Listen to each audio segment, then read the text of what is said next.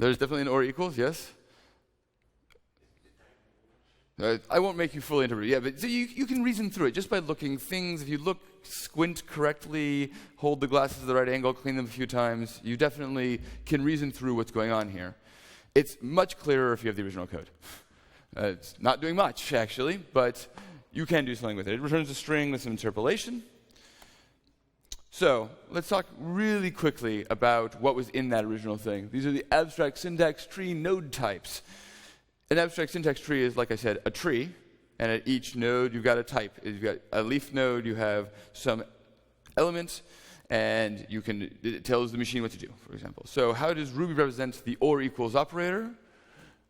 Yeah, it turns out that we saw this before, the op assign or node type. To determine all the node types in Ruby, you'd think it'd be really easy just to find them with Google. It's not. So what you might do is your first attempt is just to write Ruby code with every operator and every construct, and then extract out the node types using some tool. This is highly not recommended, although I have almost done it.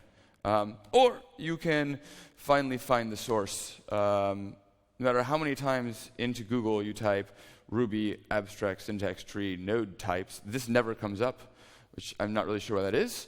But if you look in the source, it's actually extremely well documented. This is from Ruby core on the 193 tree on GitHub. And look at this. Hey, a string literal with interpolation. Oh, that makes sense. That's a node D string. Or there's a node local assignment. And there's this great documentation and how it looks in the code.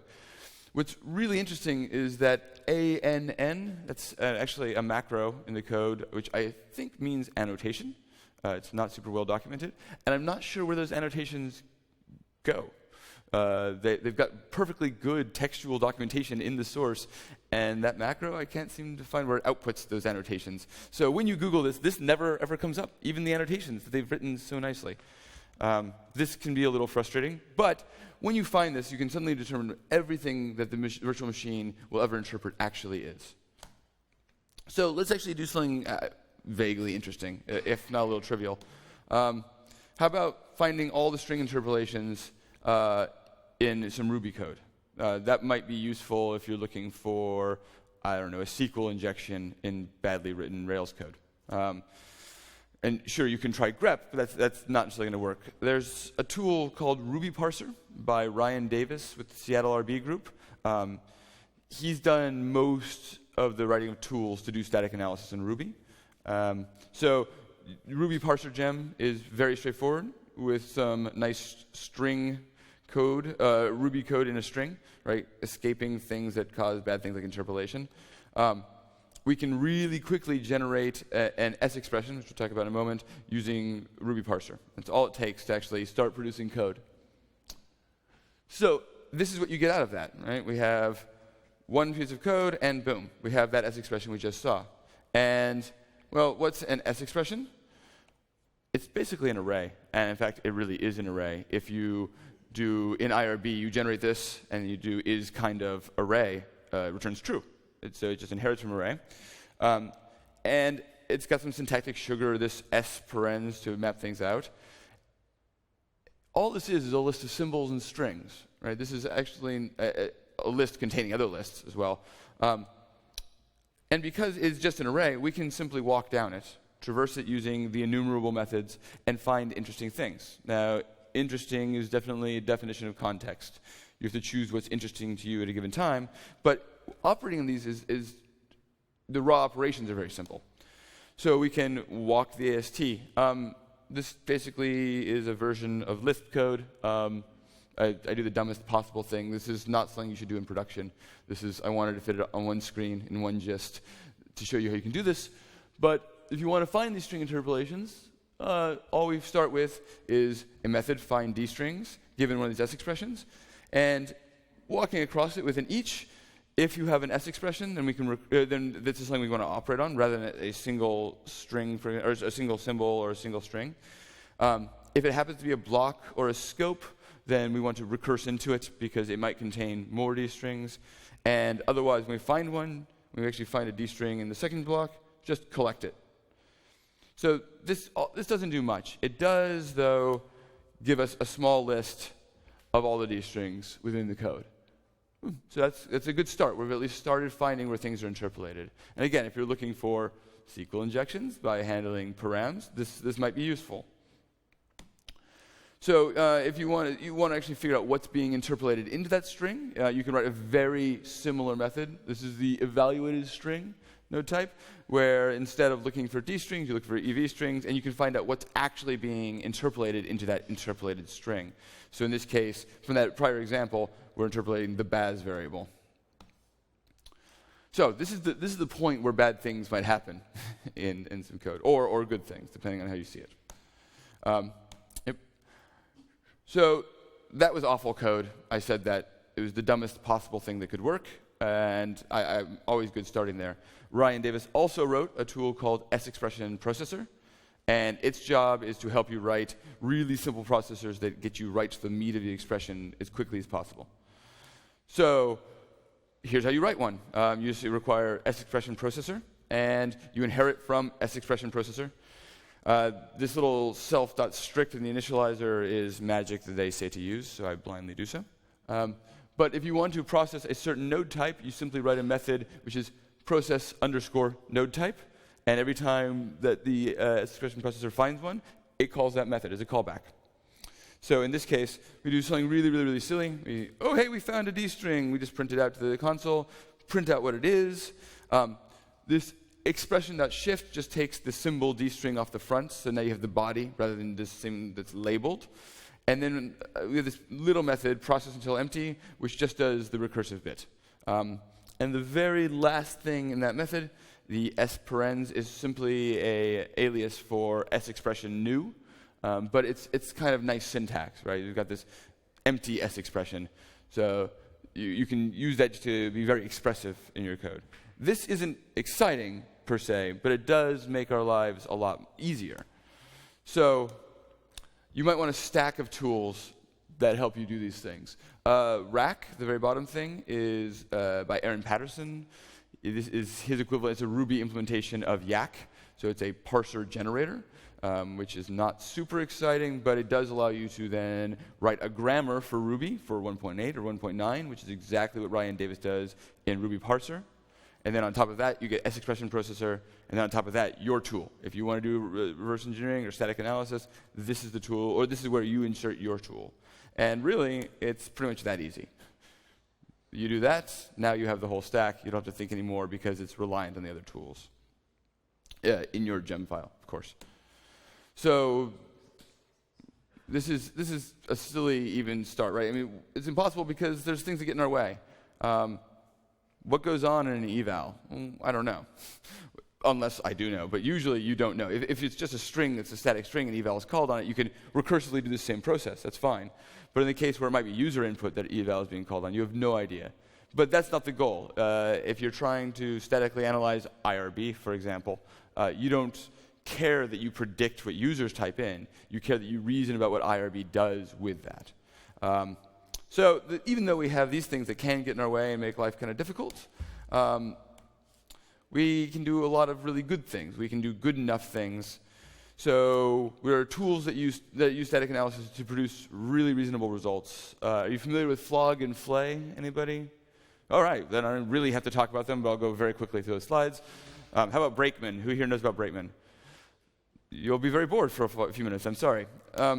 So flog is really cool. It runs through your code and tells you what's bad, essentially, rates the worst functions. And basically, the more complex a method is, you're penalized more and more. The more conditionals you have, the more random string interpolations you have, the more things you have, the worse your code is. So it relies on the S-Expression Processor, and it's actually a really great example of how to use it. If nothing else, reading its source code is a great way to learn how to use the rest of the tools. And it simply walks down the AST and assigns various weights to various properties and reports back the worst methods. So, for example, I was in an application called Bad App, which is my little sandbox for doing horrible, horrible things that you should never, ever do. And I discovered that my user helper is terrible, and that my user controller is also pretty bad. So this is just the report. It's good to run. I like using it in a code audit if you're taking on client work and you want to get a feel for how awful it's going to be. There's lots of ways you can do that. You can go into the models directory and just sort by size. And when you see one model that is a megabyte, that's a bad sign, right? You may want to refactor that. But this is another tool that will kind of help you get your hands on how bad it's going to be. It might be that all the models are very, very small, but every method is absolutely terrible. Or they're all written in the Y Combinator. And yesterday's talk will give you a headache when you have to work on this code. So Flay is a counterpart to Flog. And by the way, these are also by Ryan Davis at Seattle RB. So it's basically a code smell detector. It runs through, it finds that these 4 methods are identical, and that these are badly named variables. If you're not doing linear algebra, but the variables are all called IJK, that's probably a bad sign, and it will let you know. This is actually also a kind of nice tool at the beginning of a code audit, perhaps. I find it to be less valuable than the other, but it will give you kind of a warning without having to look at the code. Of course, you should still look, but if this reports lots of bad things, you probably don't have to look so hard. They say, this is totally rad in the README. It really is pretty awesome, what they're able to do with very little real meat. So the last tool I want to talk about, which will lead into the second half of the talk, is Brakeman. It's a security tool specifically for Rails apps. And so why would we ever need one just for Rails apps? You guys all know who this is? Who doesn't know who this is? Oh, wow, this is excellent. One person. So Igor Homikov, he totally broke into GitHub, and it was pretty awesome. They were pretty cool about it, but he did gain commit rights to Rails, and he was really cool about it because he didn't do anything evil. He made good points. So, by the way, you don't want this guy to work on your site, right? You want your sites to not be broken into by him. So there's a few types of security scanners. You've got active scanners. These generally actually actively attack a running website. They attempt to do SQL injections. They attempt to do evil things to your application. And there's a few good ones. Actually, there's a bunch of them. There's a few good ones. The really, really impressive one is Skipfish by Michael Zalewski. And I say it's impressive because he wrote it in C. He goes straight to the DOM and is incredibly potent with just a very bare bones, very smart tool. The W3AF tool is a big framework that I think every web pen tester on the planet uses, and it comes with Backtrack, and it is actually kind of nice. But that's not really what I want to talk about. Static analysis scanners. Usually you find these in the context of Java or other statically typed languages, but we do have one for Rails apps specifically, and that's Brakeman. There's a reason we have this, and I guess I'll get into it in a moment, sorry. So the background on this, Justin Collins, President Beef, works at Twitter. He's on the Twitter security team. He's also, I think, a graduate student at UCLA. I may be completely misrepresenting him. I've met him only online. But he started the project and has been really actively working on it constantly, and the number of changes is phenomenal. Commits constantly, always wanting new releases. And it's not just him, but another member of the Twitter security team, as well as some guys from other big companies, who I'm not sure if I'm allowed to talk about, but there is some pretty strong industry support to the point that these people are putting interns full-time on contributing, and the code they're putting in is excellent. It not only represents or understands Rails 2 and 3, but also 1.8.7 versus 1.9. It really kind of understands the entire modern ecosystem and even not so modern ecosystem of Rails. So what does it do? I mean, I said it is static analysis and security scanning stuff, but, well, it finds 0-day in your apps, and it really does. This isn't just propaganda. It looks for all the standard web vulnerabilities. Cross-site scripting, cross-site request forgeries, SQL injection, and user-controlled data, which is usually the root of all evil, right? If your users control data that you execute on, bad things happen. It also is session-aware and a little bit of authentication mechanisms aware.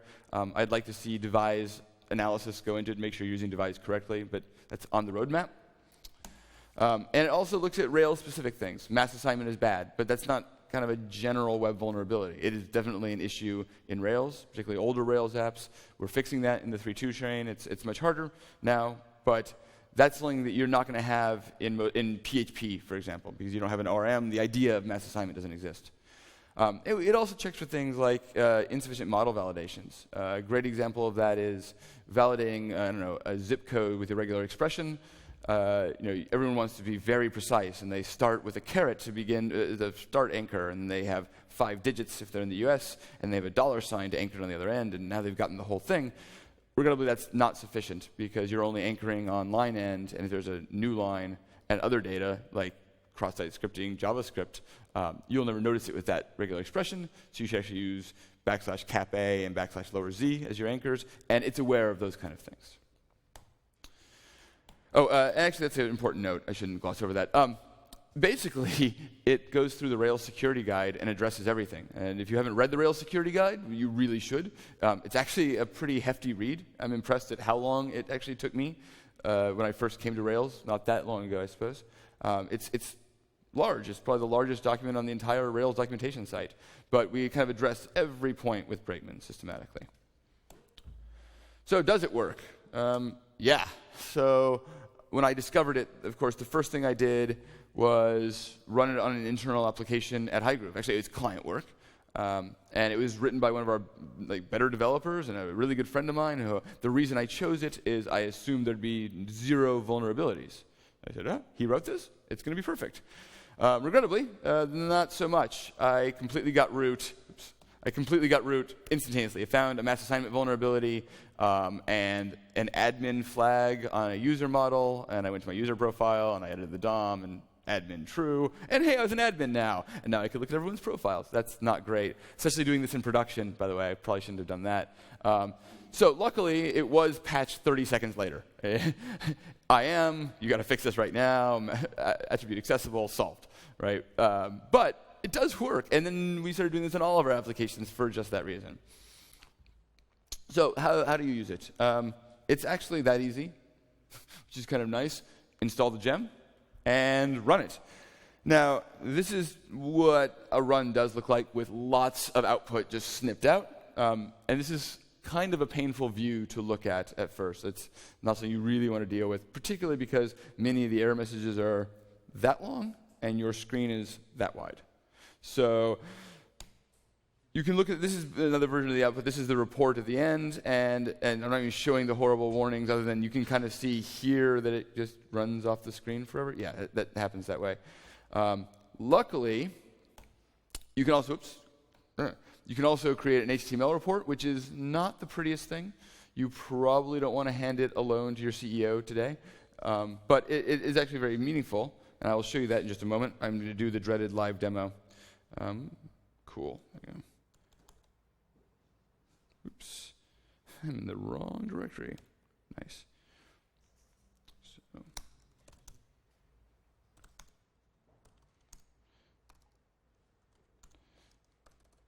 So can everyone see that font? Is it too tiny? All right. So I do have this application called Bad App. It is absolutely awful. So just a quick example. If we run through some of the source to see how completely terrible it is. Let's see here. That's not awesome, right, to output parts of your params. This is actually kind of horrible. Why would this be kind of horrible in a Rails 2 app? In a Rails 3 app, this is not horrible. Does anyone know why just outputting a user attribute might be awful if it's part of their name? Correct, cross-site scripting, so that's not great. There's actually, let's see here, user model. I think there's something terrible here. I keep trying to put bad things in, but I think I also keep removing bad things. That's actually not going to be helpful. Come on. Yeah, I'm sorry, thank you. My pleasure. I hope I haven't, so here's a horrible thing, as I was saying before. Again, this isn't actually a very good validator because it uses the incorrect anchors. So the punchline is I do all sorts of terrible things throughout my code. Maybe something more in the controllers. Yeah, I think so. So this might be a bad thing, right? You probably don't want to do that in an application.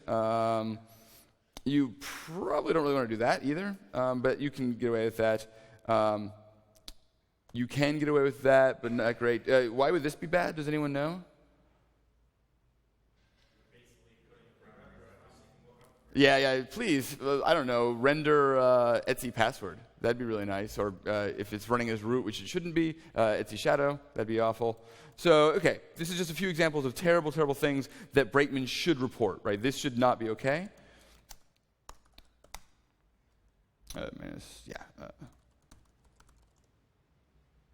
So it does do the same run, right? Lots of output that's kind of meaningless. You can skip it. The one thing it does show is that you can enable or disable certain checks. If you're just absolutely positive that your application does not have any cross-site scripting vulnerabilities, you can just turn that off. I wouldn't, but in a large enough app, this can take quite some time. And I know that, again, some of the big houses, their apps are large enough that this can take 20 minutes. They run it on a CI server, and they actually do want to disable some of these things if you want to run it locally as part of your TDD process, which you should do. It also, you'll note, is running checks in parallel. This can make debugging kind of exciting. If you're doing something like just putzing, which is sometimes an okay debugging method, right? You get things interleaved, interestingly, and it also makes like binding.pry not work so well. But you can look at the report it gives. That's totally not it. That's my lightning talk. I would really like that to have worked better. There we go, okay. Come on. Oops, sorry. Tiny screens. All right. So this, like I said, is not gorgeous. You probably don't want to just print this and hand it to somebody in Power, but it is a reasonable report for a developer. It gives you a quick summary of how many warnings, 9 severe warnings in the application that you should probably address, and what types of warnings have found. But the really, really cool part here is actually this. So, for example, it found that we can do whatever we want to the file system, right? But it also shows us where it is in the application and some context, and we can reason about it. This is particularly nice when you just get the report like, oh, that's a bug I hadn't seen. Where is it? Oh, yeah, no, I totally have this function that protects me, I'm sure. I don't have to fix that. At least it lets you kind of quickly get an overhead view of what's going on. And this version actually doesn't have the really cool thing. I'm running an older version of the app. Let's see if I can actually get you the newest one.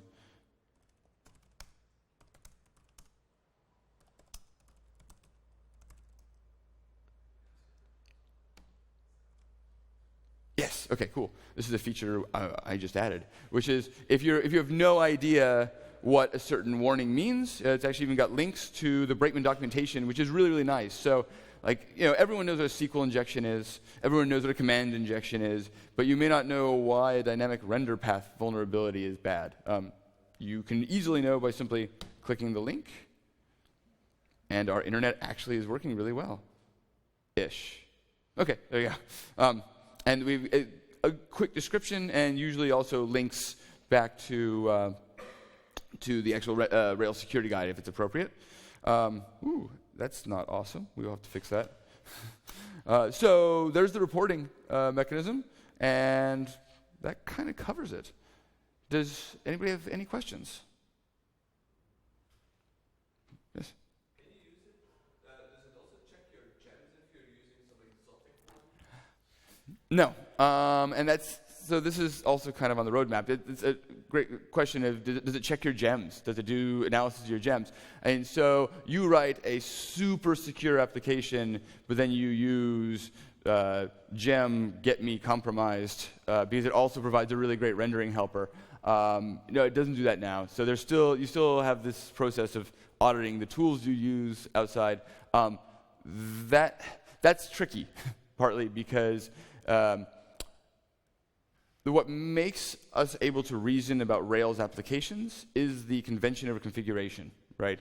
You know basically the 3 sources of user data in any controller action and then thus in any view, right? It's params, it's cookies, and it's the request object. And they're named that. There's no guessing where the parameters from the user come from. You know exactly the 3 sources by name. So you can, walking through the abstract syntax tree, look at those. And quickly identify, even if somebody copies a variable from params into another name and then renders it, you can do a little bit of data flow analysis and find out its source, and you know that it's a user param and it hasn't been taint checked, for example. In an outside gem, you can't do that, right? Because they don't. Gems are just Ruby code; they're not necessarily Rails code, right? So you don't know. It's more difficult to reason about the sources of data. It's more difficult to reason about the safety of file system calls or like fake FS calls or something than it is in a Rails application. That's a much more general and hard problem. So not yet. Does that make sense? Yeah, but I understand that if the gem looks like an engine, you should be able to do that, no? Probably, yeah. So if you have a specific type of, certain gems formatted or structured in very specific ways we probably could reason about, but like the general case, no. So that's a good point. Like a Rails engine, you should be able to reason it about very well. So. Similarly, if you use active record in the snapshot, would you be able to analyze just the models? Ooh. That's a fantastic question. Never even considered that case, to be honest. Probably not today out of the box, but that would be like an exceptional edge, not even edge case, really good case of mixing correct tools to do cool things. So no, but maybe someday. That'd be awesome. I will make a note. Yehuda. So this is a pretty good list of security issues in Rails. Have you considered ways in which some of these things might be upstream? So example I can think of right off the bat is, now that you mention it, we should probably override backticking controllers and just be like, no, you cannot do that. That'd be. I can't think of a good use case for backticking inside. No, absolutely not. Never even considered pushing that. So you're right. Like, should we influence best practices maybe with this? That'd be awesome. I mean, this is doing static analysis, which Rails can't do, but some of the things that are happening may be possible to dynamically do that. Yeah, intercept things and prevent badness would be kind of fantastic. I don't know, who's on the Rails 4 core team?